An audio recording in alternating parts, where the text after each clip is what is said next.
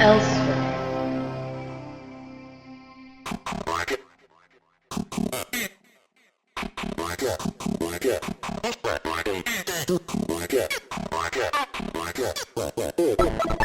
Hey everybody, my name is Griff, and you're listening to the first ever Elseware podcast. Our guest today is Phillip Binder, often known by his old fan game screen name Spilly Beans with a Z. I mean, if you've never listened to this, and I guess I don't know why you would have, it's the first episode, but Elseware is a software company. We make games, we make apps, all kinds of stuff. This is our first podcast. Think of this like a book club for video games, where every week we're going to talk about a different game. And for our first episode, since we have Phil on, who helped make the new game Sonic Syndrome, we're going to talk about Sonic 1. Also, stay tuned through that interview for a big announcement about what's coming next from Elsewhere. All right, well, no reason to hesitate. Let's get into it. Let's talk about some Sonic.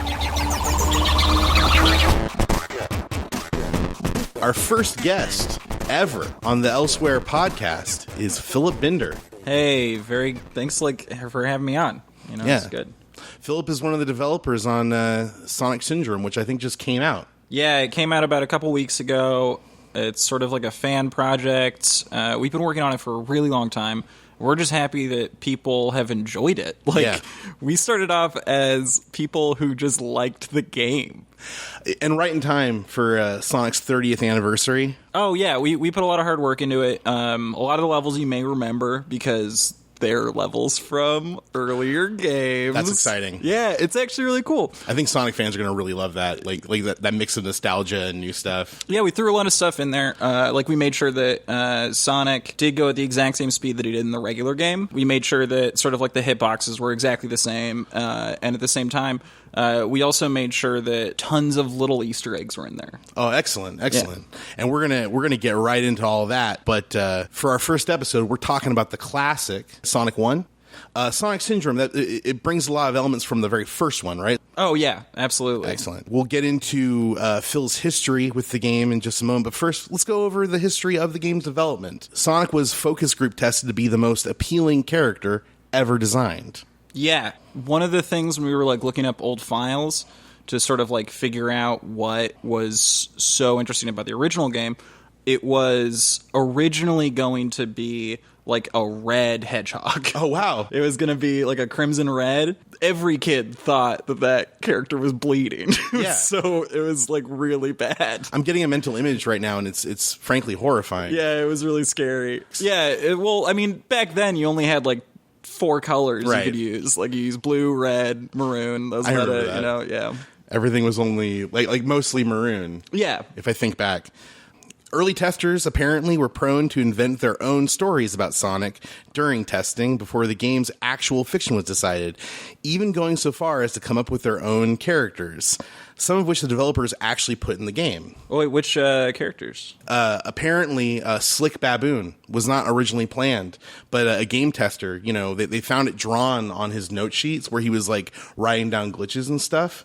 Oh my gosh. Yeah, that and apparently the developers confronted him. They're like, "Who is this beautiful being that you've drawn on this page?" And he was like, "That's Slick Baboon."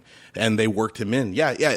Money still actually goes to that guy's family. He's unfortunately passed, but money still goes to his family. Okay. Whenever they sell a game that has Slick in it. Yeah, and he's sort of been a staple for the entire series, so that's actually kind of amazing.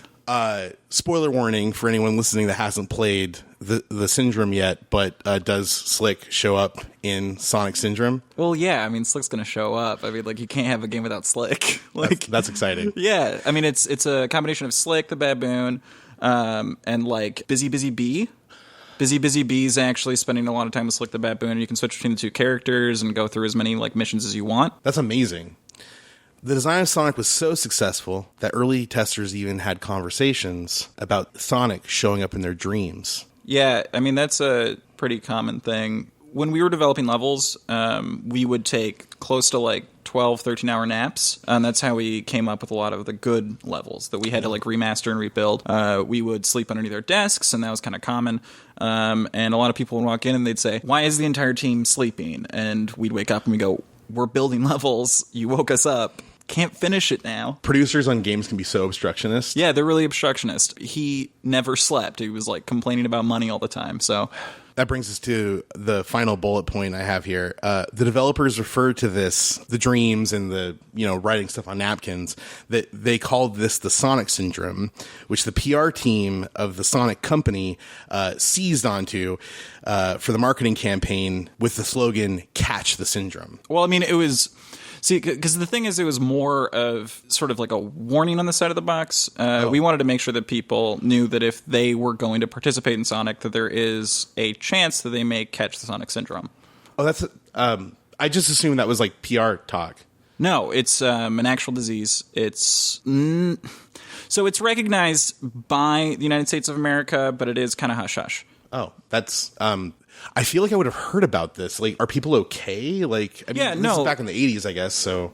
Well, back in the 80s, yes. But there are some like small recurring cases of it throughout up until today. If you're not familiar with it, I'm happy to like walk you through what some of it. Please. Because you may have some people who may be going through Sonic syndrome right now. And that's kind of the thing you need to watch out for. So there are a couple of warning signs. To begin with, you're going to want to check to make sure that your friends don't have too much of an increased heart rate. Because after they start developing Sonic syndrome, their heart will be going very, very fast. It's going to be constant flutter, and they will possibly have a series of blackouts. Wow. Yeah, that's just one of the things. A couple more of them are you start to develop brain pattern recognition problems. You know how when you see someone, you can say, "Oh, that's my friend Todd," right? Yeah. Okay. Well, in this case, these people see Todd, and then they go, "Oh, this is Todd the human." They have to say "the" and then something afterwards each time. Yeah. So I would be Griff the human. You'd be Phil the human. Yeah. Wow. Which gets really annoying in a party full of humans. There's a couple more warning signs that are truly tragic. I think our audience needs to hear them. I mean, this is basically a video game book club, so everyone's playing Sonic 1 to get ready for this podcast. Yeah, and it is kind of saddening to see that a lot of people don't know about it, because it was on the box, It was there on the box. Yeah, again, I thought that was like a slogan. I thought that was to get people interested in the game. Yeah, it was a poor decision to put it between 34 levels, and below that was series of playable characters. A couple more of the things that happen, you may find that you're having a tumultuous home life, You may end up getting married, divorced, married again. And by the end of it, you're going to collect over like 700 rings. Yeah. Man, that's a lot of rings. It's a lot of rings. It's a lot of stepkids you got to pay for. In Texas, they found someone suffering from Sonic syndrome. His entire house, cabinet, rings. Jesus. Yeah. Well, I guess if there wasn't a risk involved, there would be less thrill in playing the game. Yes. Yeah. That's why it's a fun game. Yeah. That's amazing. And are there any other symptoms? Oh, yeah. This is one of the ones that worries me most, because a lot of the other things can be managed with a series of clinical trials, perhaps just having a friend around to remind you not to do these compulsive behaviors. But this is one that really can't be fixed. Sufferers of Sonic syndrome happen to have this for the rest of their lives. They tend to forget all of the year 2006. The whole year? Yeah, absolutely. What's significant about the year 2006? We still don't know. That's amazing. Probably really tragic for anyone who's either, had their kid in 2006. Yeah. If they had a great year of 2006, all they can do is look back on a series of written notes to themselves that they've hopefully written, If one of your 700 marriages was in the year 2006, you would completely have no recollection of that. Completely gone. They may remarry again. Mm-hmm. Yeah. This is a fun fact, but in California, like 90% of marriages are due to Sonic syndrome. That's, what? From what you've told me, not surprising. And so these are a couple of things you do have to look out for, but these are the early days of it. Eventually, you start to develop, like, actual symptoms, and that's when you immediately need to be hospitalized. So, like, a couple of those symptoms are this obsessive love of traveling. Like, have you met that guy who's like, "Oh, I went to Europe this summer. I went to Budapest."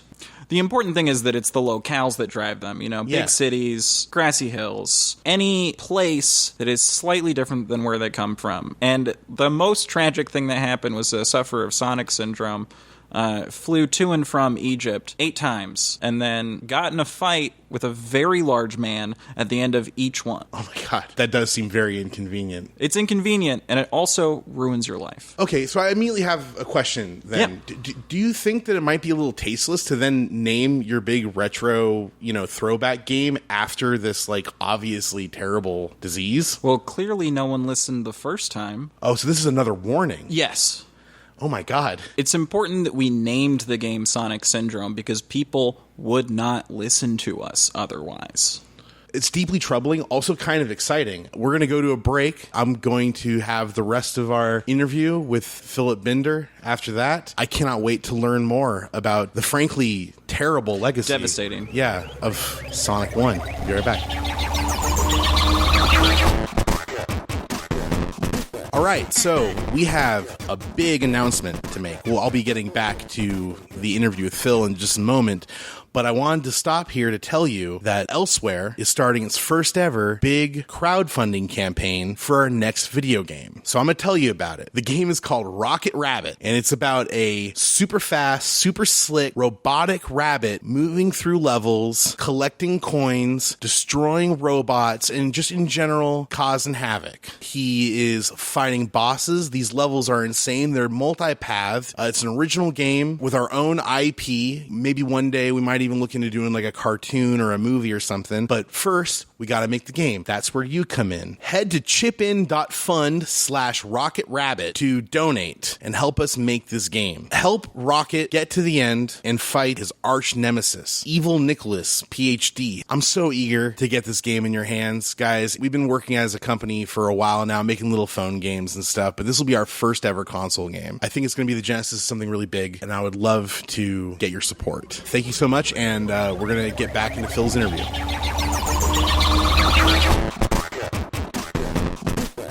All right, we're back with our interview with Phillip Binder, the developer, one of the developers on Sonic Syndrome, the new retro throwback game. And up top, we were talking about Sonic 1, and very good game. I'm sure. I gotta be honest. We've been talking about this like condition that people have developed from playing this game. Man, I'm gonna come out and say I'm not the biggest Sonic fan. Like, I played the old games as much as anyone else might have, but okay. I kind of fell away from it without any real knowledge of the devastating effect that it could have on the psyche. Yeah. Now that we're talking about it, I hesitate to even release this episode. I don't want to encourage somebody to do something that's going to potentially hurt them. Oh, no, but it's a good game. Like, it's a very good game.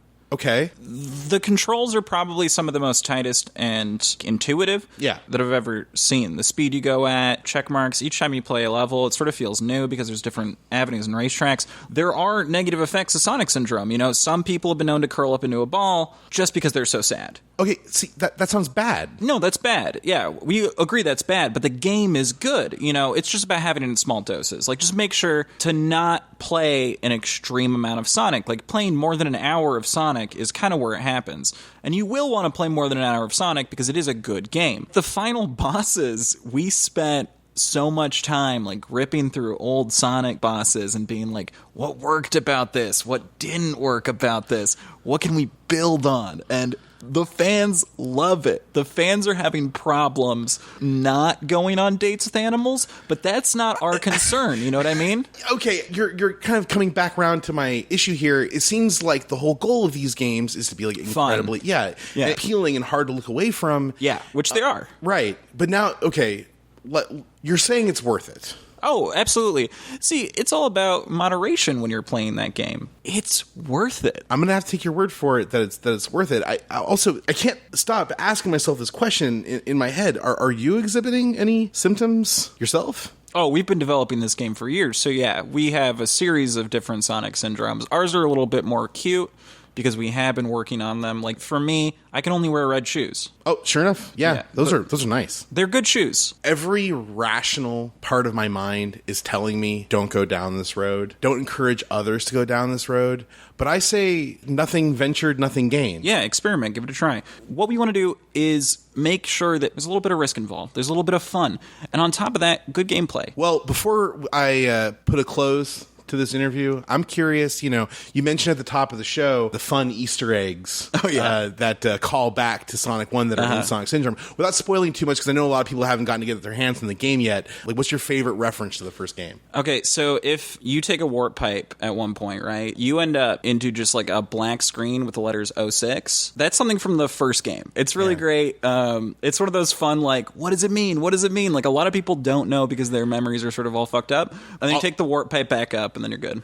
I'll be honest, I just got like full body goosebumps, and I'm going to say that's a good thing. Yeah, it's great. Oh, man. It was great having you. Oh, thank you so much. Yeah, please make sure to check out our game.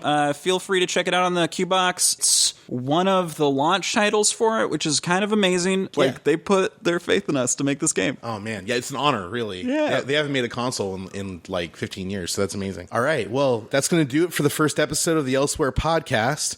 Next time, we'll be talking about one of my favorite games, Doom 2. Once again, Phil, it was great having you on. Thanks. Until next time, I'll see you elsewhere.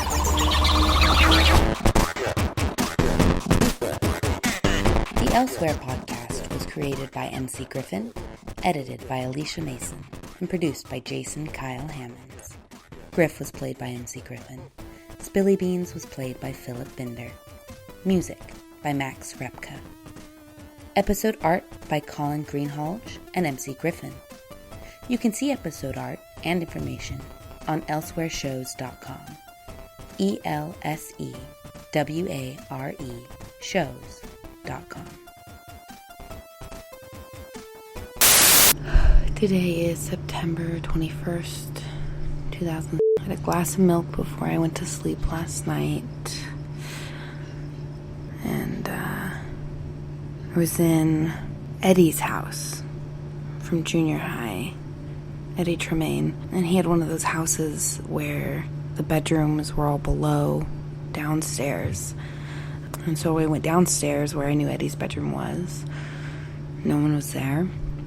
For some reason, I knew I had to get ready for a party, so I went through the closet. I think there was a gun in the closet, and I took it with me, I think. By that time, I could hear that there were people getting ready in the house, and I didn't know any of them.